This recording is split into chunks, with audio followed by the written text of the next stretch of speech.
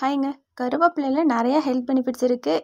So நம்ம எப்படி தான் அது கொடுத்தாலுமே நம்ம சாப்பிடும்போது அதை எடுத்து ஓரமாக வச்சுட்டு தான் சாப்பிடவே ஸ்டார்ட் பண்ணுறோம். ஸோ அப்படி இருக்கவங்களுக்கு இந்த மாதிரி பண்ணி கொடுங்க. கண்டிப்பாக அவங்க தூக்கி போடாமல் சாப்பிடுவாங்க. ஸோ இப்போ வாங்க எப்படி செய்கிறதுன்னு பார்த்துடலாம்.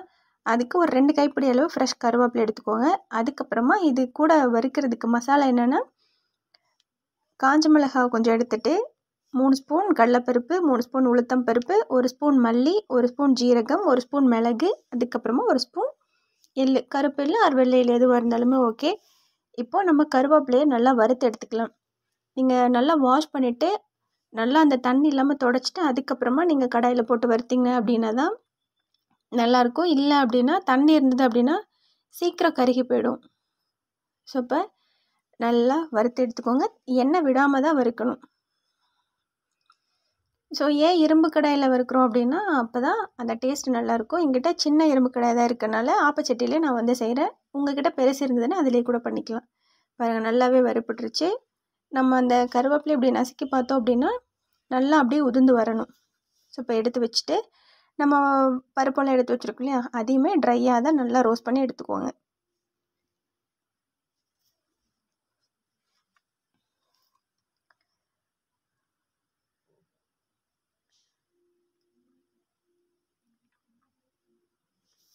ஸோ நல்லா செவந்து வரும்போது இது கூட கொஞ்சமாக பெருங்காயம் சேர்த்திக்கோங்க. சேர்த்துட்டு ஸ்டவ் ஆஃப் பண்ணி வேற ஒரு பிளேட்டுக்கு மாற்றி வச்சுருங்க. இல்லை அப்படின்னா அந்த சட்டியோட ஹீட்லேயே இன்னும் கருகி போயிடும். ஏன்னா எள்ளெல்லாம் போட்டிருக்கோம் இல்லையா, எள்ளு சீக்கிரமே கருகிற மாதிரி ஆகிடும். ஸோ அதனால் லோ ஃப்ளேமில் வச்சு வறுத்துட்டு உடனே வேற ஒரு தட்டுக்கு மாற்றிடுங்க. இப்போ அதே கடாயில் மிளகாய் அதையுமே சேர்த்து நல்லா வறுத்துக்கோங்க.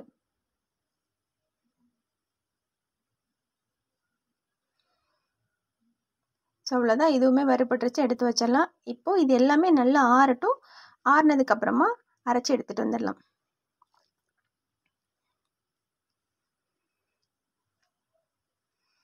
இப்போ ஃபஸ்ட்டு அந்த பருப்பு எல்லாத்தையும் உள்ளே சேர்த்திடலாம். சேர்த்துட்டு ரொம்ப அரைக்க வேண்டாம். அந்த கொரகொரப்பாக இருக்கும்போது அரைச்சிட்டு இது கூட கருவேப்பிலையும் சேர்த்துடலாம்.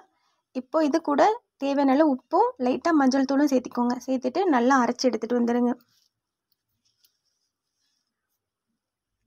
ஸோ உங்களுக்கு எந்த அளவுக்கு வேணுமோ அந்த அளவுக்கு அரைச்சிக்கோங்க. முக்கியமாக ரொம்ப நைஸாக அரைச்சிடக்கூடாது. அந்த இட்லி பொடியை சொல்லுவோம் இல்லையா, அந்த அளவு மட்டும் அரைச்சாலே போதும். இப்போ அரைச்சி எடுத்துகிட்டு ஒரு பிளேட்டில் கொட்டி நல்லா ஆற வச்சுடுங்க. ஸோ இது இருக்கட்டும்.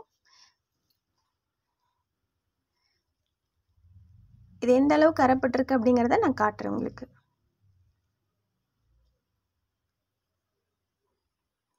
பாருங்கள், அந்த இட்லி பொடி மாதிரி இருக்குது இல்லையா. இப்போது இந்த பொடியை ஒரு ஏர்டைட் கண்டெய்னரில் போட்டு நீங்கள் ஸ்டோர் பண்ணி வச்சுக்கோங்க. நீங்கள் வெறும்னே ஸ்கூலுக்கெலாம் லஞ்ச் பாக்ஸை கூட இதை கொடுக்கலாம். எண்ணெய் கடுகு போட்டு தாளிச்சிட்டு இந்த பொடியை அப்படியே சாதத்து மேலே தூவி அந்த தாளிப்பை போட்டு சாப்பிட்டிங்கன்னா அவ்வளோ சூப்பராக இருக்கும். இல்லை அப்படின்னா தோசை இட்லிலாம் சாப்பிடும்போது பொடியாகவும் வச்சு சாப்பிட்லாம். ஸோ நான் இப்போ தோசைக்கு பொடியாக உங்களுக்கு செஞ்சு காட்டுறேன். தோசை போட்டுட்டு நல்லா தாராளமாக அந்த கருவேப்பிலை பொடியை சேர்த்திக்கோங்க. ஏன்னா கருவேப்பிலையில் நிறைய ஹெல்த் பெனிஃபிட்ஸ் இருக்குது. ஸோ சேர்த்துட்டு நம்ம எப்பவும் போல் தோசை ஊற்றி அதில் வச்சு சாப்பிட்டுக்க வேண்டியதான். இல்லை எனக்கு பொடியாக போட பிடிக்கல அப்படின்னா நீங்கள் நார்மலாக பொடி போட்டு அதில் கொஞ்சமாக எண்ணெய் விட்டு ப்ளைன் தோசை ஊற்றி அப்படியுமே சாப்பிட்டுக்கலாம். ஸோ கருவேப்பிலையே சாப்பிடாத குழந்தைங்களுக்கு இந்த மாதிரி பொடியாக அரைச்சி கொடுத்துட்டிங்க அப்படின்னா அவங்களால எடுத்து வச்சு தூக்கி போடவே முடியாது. கண்டிப்பாக சாப்பிட்டு தான் ஆவாங்க. ஸோ கண்டிப்பாக ட்ரை பண்ணி பாருங்கள். தேங்க்யூ.